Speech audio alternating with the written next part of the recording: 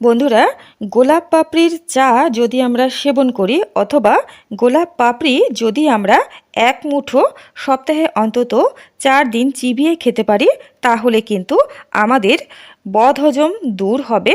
এটি হতাশা বা মানসিক চাপ দূর করতে সহায়তা করে, ওজন নিয়ন্ত্রণ করে। অ্যাজমা রোগীদের ক্ষেত্রে এটি ভীষণ হিতকারী। এছাড়া ত্বকের বিভিন্ন প্রকার সমস্যার থেকেও কিন্তু আমাদেরকে রক্ষা করে গোলাপ ফুল।